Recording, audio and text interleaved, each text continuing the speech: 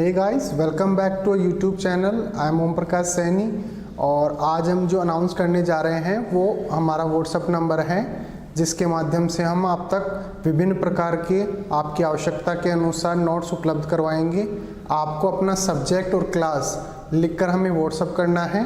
आपको तुरंत आपके सब्जेक्ट के और आपकी क्लास के पूरे नोट्स जो भी अवेलेबल होंगे वो सेंड कर दिए जाएंगे। हमारे जो व्हाट्सएप नंबर रहेंगे वो हैं 86 96 60 85 41।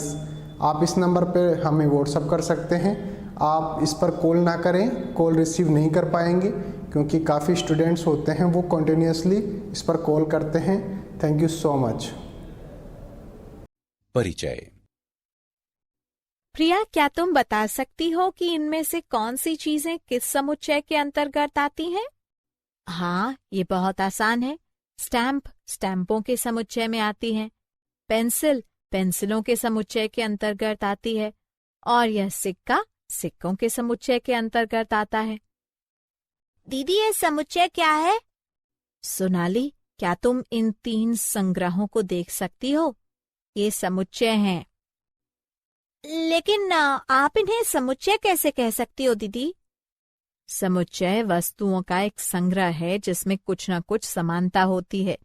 आओ, मैं तुम्हें समुच्चय के बारे में और अधिक समझाती हूँ।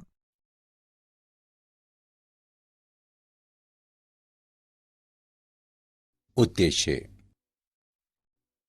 इस पाठ के अंत में आप निम्न करने में सक्षम हो जाएंगे: समुच्चय और उनके निरूपण को जानना, समुच्चयों के रोस्टर रूप और समुच्चय निर्माण रूप को समझना, रिक्त समुच्चय को समझना, परिमित और अपरिमित समुच्चयों को जानना, समान समुच्चय को परिभाषित करना।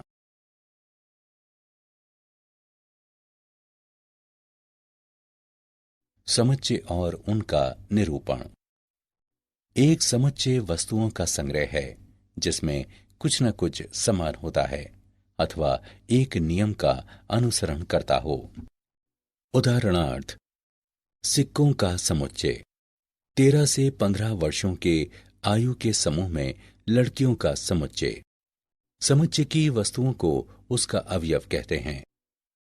समुच्चय के निरूपण के लिए मंझले कोष्ठक का उपयोग किया जाता है और अवयवों को एक दूसरे से अर्ध विराम द्वारा पृथक किया जाता है।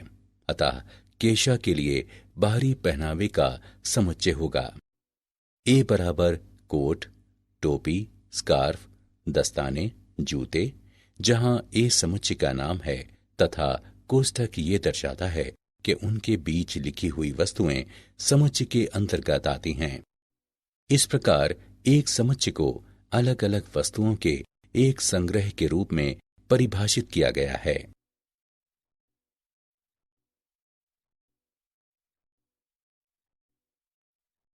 समुच्चयों का निरूपण। समुच्चयों को साधारणतः अंग्रेजी वर्णमाला के बड़े अक्षरों से प्रदर्शित किया जाता है। एक समुच्चय के अवयवों को साधारणतः अंग्रेजी वर्णमाला के छोटे अक्षरों द्वारा प्रदर्शित किया जाता है। एक समुच्चय के लिए वस्तुएं, अवयव तथा सदस्य पर्यायवाची पद हैं।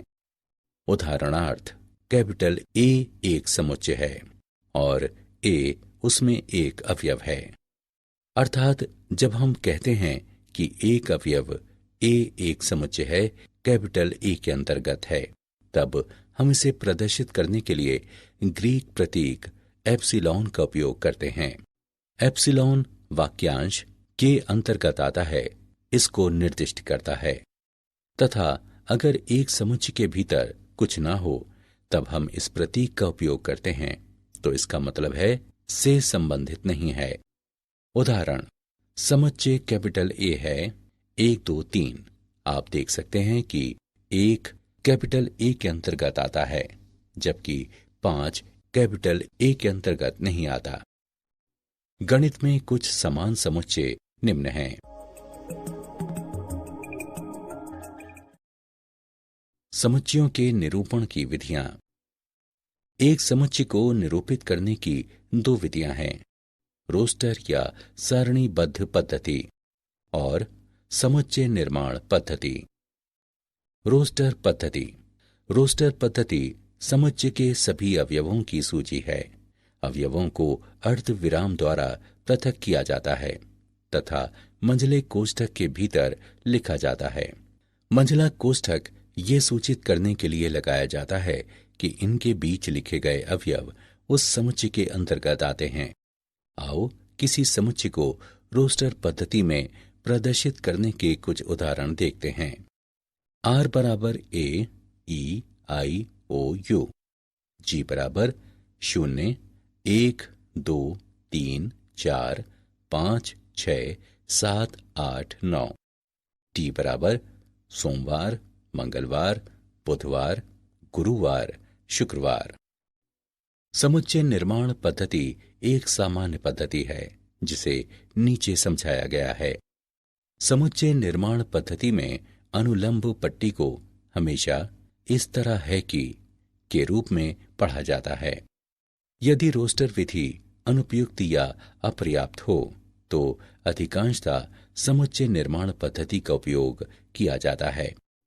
उदाहरणार्थ x इस तरह है कि x 6 से छोटा है और x जो कि एक गणनीय संख्या है सभी 6 से छोटी गणनीय संख्याओं का एक समुच्चय है। नोट करें कि 1, 2, 3, 4, 5 की तरह ये समान समुच्चय है।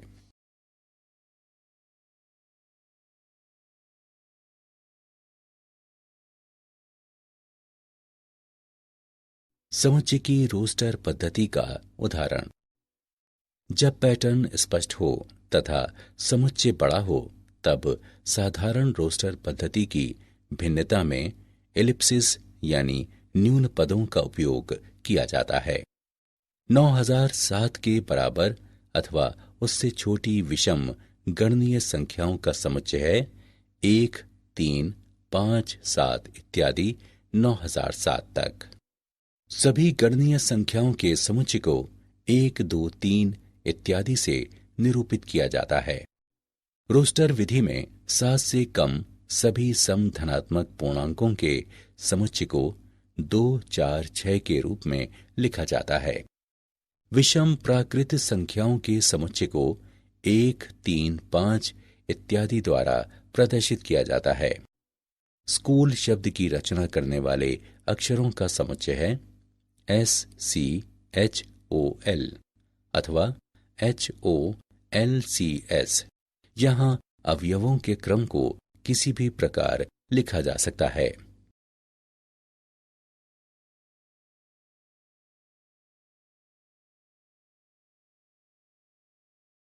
समुच्चय की समुच्चय निर्माण पद्धति का उदाहरण। सभी x का समुच्चय इस तरह है कि x 0 से बड़ा हो। सभी x का समुच्चय इस तरह है कि x 11 के अतिरिक्त कोई भी संख्या है। सभी x का समुच्चय इस तरह है कि x 5 से कम कोई भी संख्या है।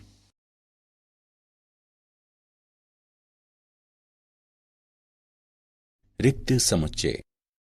जिस समुच्चय में एक भी अवयव नहीं होता वह रिक्त समुच्चय या अशक्त समुच्चय कहलाता है। इसे अशक्त या शून्य समुच्चय भी कहा जाता है। रिक्त समुच्चय को इन प्रतीकों द्वारा निरूपित किया जाता है। उदाहरण a बराबर 2, 6, 8 और b बराबर 3, 5, 7। माना कि c समुच्चयों a और b के प्रतिच्छेदन को दर्शाता है, तब c बराबर एक शून्य समुच्चय है क्योंकि दो समुच्चयों के बीच कोई भी अवयव समान नहीं है। चलिए एक उदाहरण को हल करें। मापांक 6x - 7 + 10 बराबर 0 को हल करें। हल। चरण 1 मापांक 6x - 7 + 10 बराबर 0। चरण 2 मापांक 6x - 7 बराबर -10 जो सत्य नहीं है दोनों पक्षों से 10 घटाने पर। चरण 3 अतः हल एक शून्य समुच्चय है।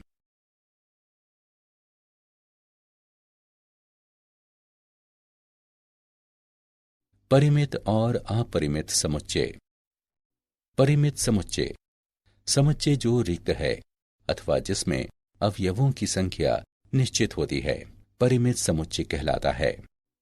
उदाहरण के लिए a बराबर 0 और 100 के बीच की पूर्ण संख्याएं, b बराबर प्राथमिक या मुख्य रंग, c बराबर 12 से कम अभाज्य संख्याएं परिमित समुच्चय हैं। अपरिमित समुच्चय अपरिमित समुच्चय अवयवों की अपरिमित संख्याओं वाला समुच्चय है। एक अपरिमित समुच्चय के सभी अवयवों की स्पष्ट सूची बनाना संभव नहीं है। उदाहरणार्थ, x एक ब्रह्मांड के भीतर परमाणुओं का समुच्चय है, y एक पूर्ण संख्याओं का समुच्चय है, w एक समपूर्णांक संख्याओं का समुच्चय है। अपरिमित समुच्चय हैं।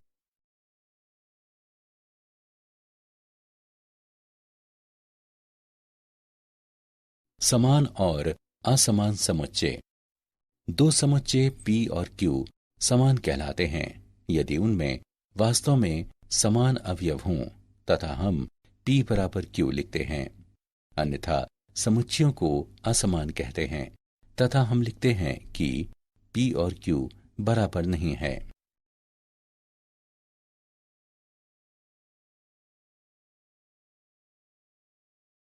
समान समुच्चय का उदाहरण, समुच्चय a बराबर 3, 4, 6 और b बराबर 6, 3, 4 बराबर हैं क्योंकि उनके अवयव समान हैं।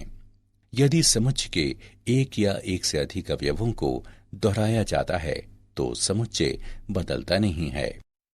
उदाहरण के लिए, कैपिटल A के सभी अवयव कैपिटल B में हैं अथवा कैपिटल B के सभी अवयव कैपिटल A में हैं, तो समुच्चय A बराबर 5, 6, 7 और B बराबर 6, 6, 5, 7, 7 बराबर हैं।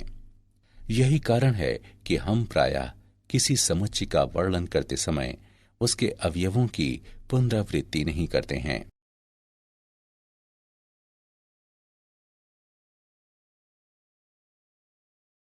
क्या आप जानते हैं, समुच्चय तथा समुच्चय की सैद्धांतिक अवधारणाओं के मामले में लगभग सभी गणितीय अवधारणाएं अब स्पष्ट रूप से परिभाषित हैं। उदाहरण के लिए, गणितीय संरचनाएं जैसे विभिन्न अक्षीय गुणों वाले विविध रेखांकन, बहुमुख वलय और वेक्टर स्पेस सभी समुच्चय के रूप में परिभाषित हैं। समतुल्यता और क्रम संबंध गणित में सर्वव्यापी हैं तथा संबंधों के सिद्धांत पूरी तरह से समुच्चय के सिद्धांतों पर आधारित हैं।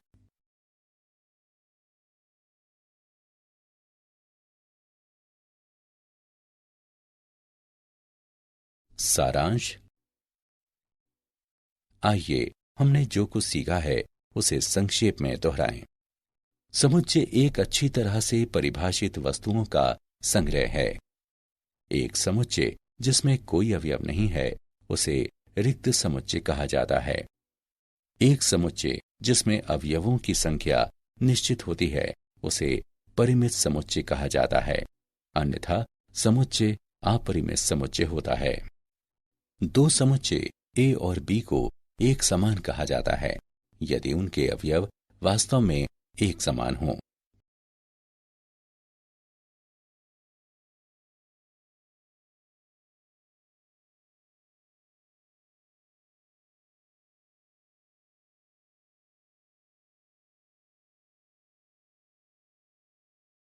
परिचय। विद्यार्थीगणों, इन दो समुच्चयों को देखें। इन दो समुच्चयों के बारे में आप क्या कह सकते हैं? ये दोनों सम समुच्चय हैं। बहुत अच्छा। A तथा B सम समुच्चय हैं।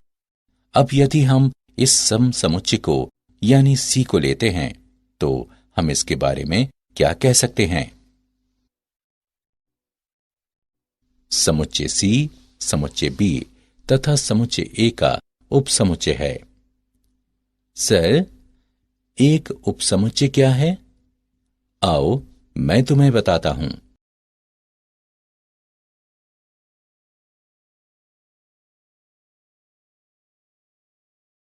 उद्देश्य।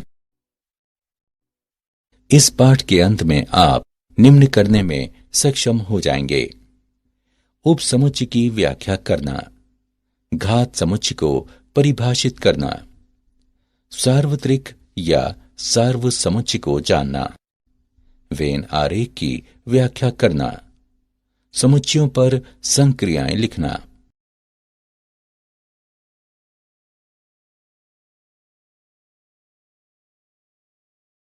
उपसमुच्चय।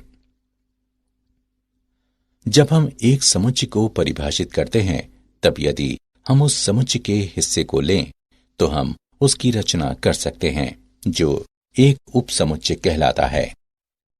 अतः उदाहरण के लिए हमारे पास समुच्चय 1, 2, 3, 4, 5 हैं।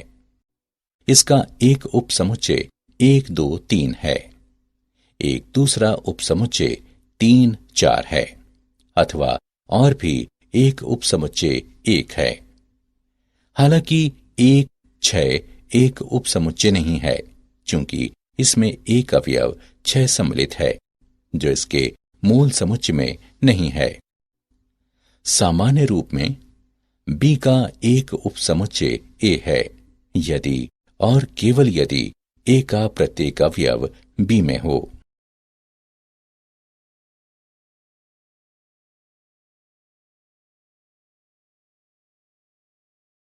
अन्य परिभाषाएं। A B का एक उपसमुच्चय है अथवा इसमें सम्मिलित है, इसको इस प्रतीक द्वारा निरूपित किया जाता है। B एक अधिसमुच्चय है अथवा A के अवयव इसमें सम्मिलित हैं, इसको इस प्रतीक द्वारा निरूपित किया जाता है।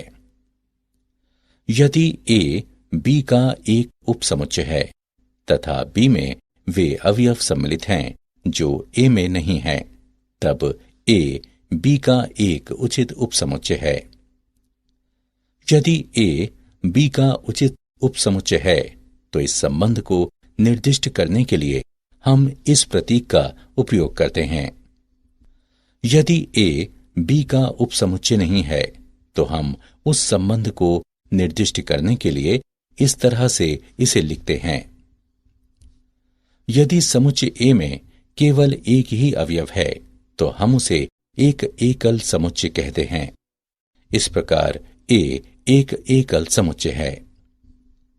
अब इन प्रतीकों को देखिए। पहले का मतलब तात्पर्य है तथा दूसरे का मतलब यदि और केवल यदि है।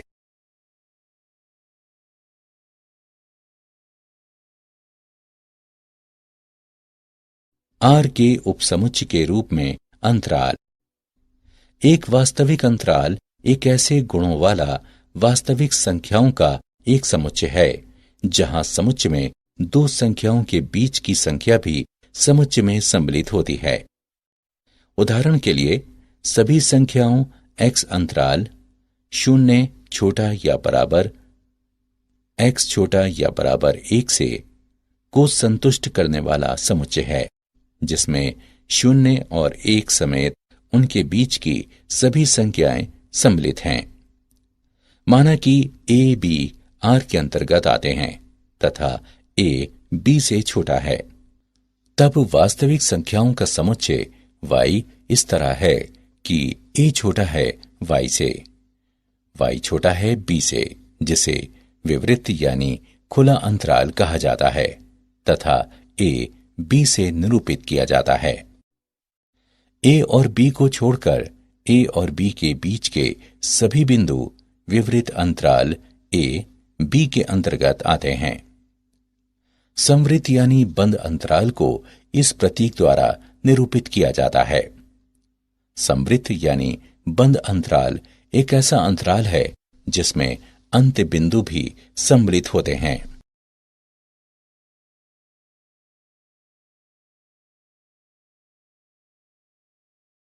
घात समुच्चय।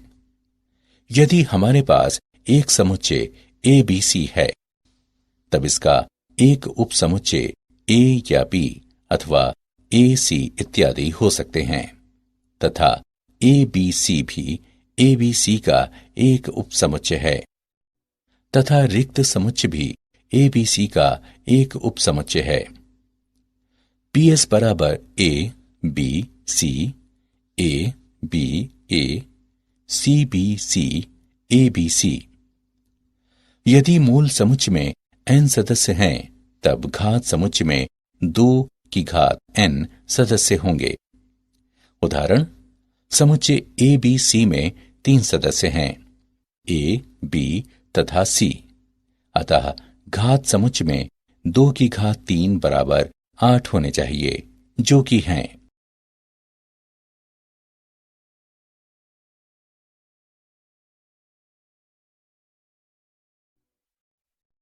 सार्वसमुच्चय।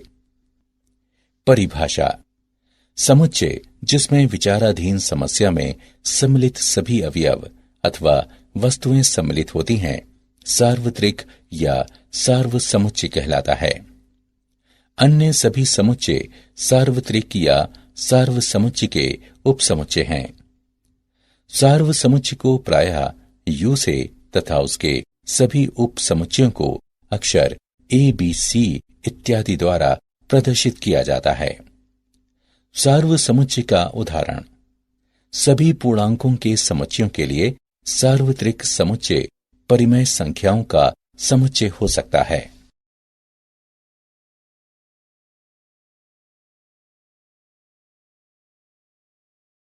वेन आरेख।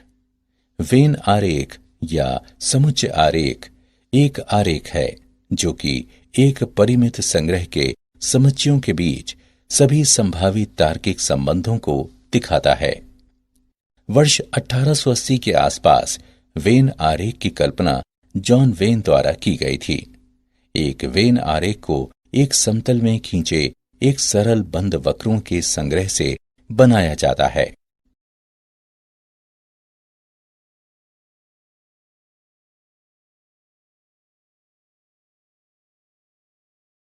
वेन आरेख के दृष्टांत। एक वेन आरेख खींचने के लिए सबसे पहले एक आयत खींचते हैं जो आपका सार्वत्रिक कहलाता है।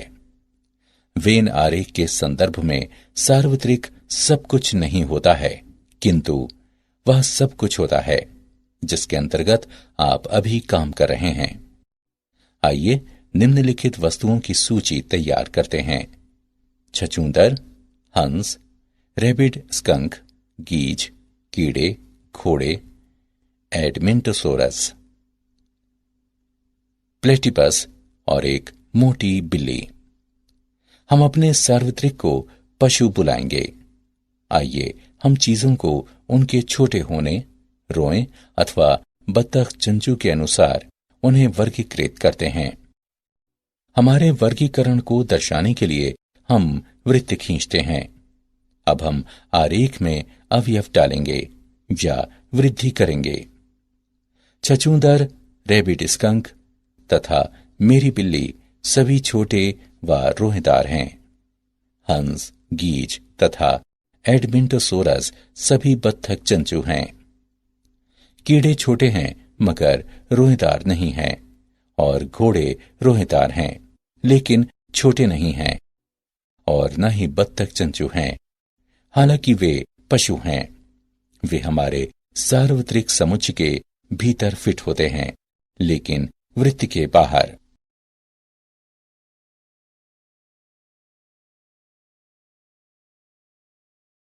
समुच्चयों पर संक्रियाएं। सम्मिलन या संघ।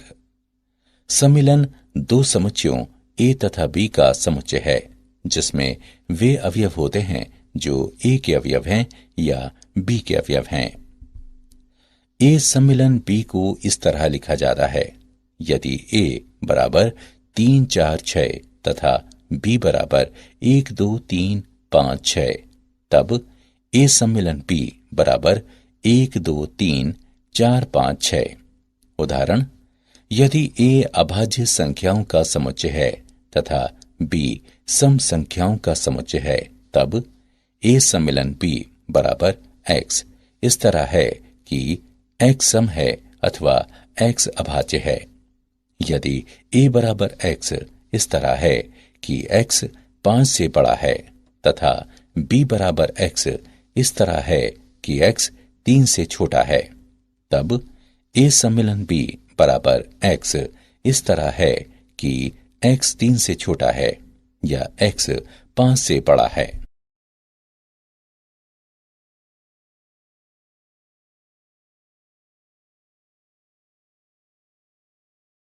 वेन आरेख, सम्मिलन या संघ। ए को लाल रंग के वृत्त से तथा बी को नीले रंग के वृत्त से प्रदर्शित किया जाता है। सम्मिलन में लाल या नीले या पीले रंग के सभी बिंदु सम्मिलित होते हैं।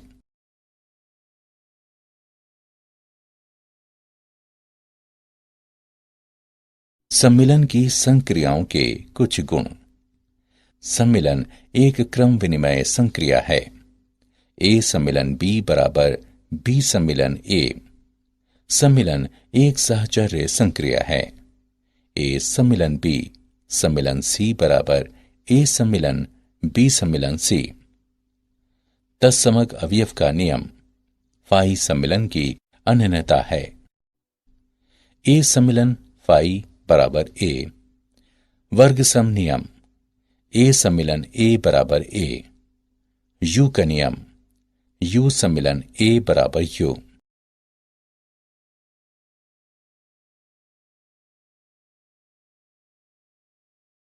क्या आप जानते हैं घात समुच्चय द्विपद प्रमेय से संबंधित है। n अवयवों वाले एक समुच्चय के घात समुच्चय में k अवयवों वाले समुच्चयों की संख्या nck का एक संयोजन होगी, जिसे द्विपद गुणांक भी कहा जाता है।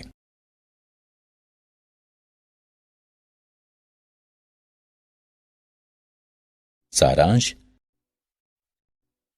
आइए हमने जो कुछ सीखा है उसे संक्षेप में दोहराएं। एक समुच्चय ए को एक समुच्चय बी का उपसमुच्चय कहा जाता है यदि ए का प्रत्येक अवयव बी का भी अवयव हो। अंतराल आर के उपसमुच्चय हैं। एक समुच्चय ए का एक घात समुच्चय ए के सभी उपसमुच्चयों का संग्रह है। इसे पी ए द्वारा प्रदर्शित किया जाता है। विचाराधीन समस्या में सम्मिलित सभी अवयवों अथवा वस्तुओं के समुच्चय को सार्वत्रिक या सार्वसमुच्चय कहा जाता है।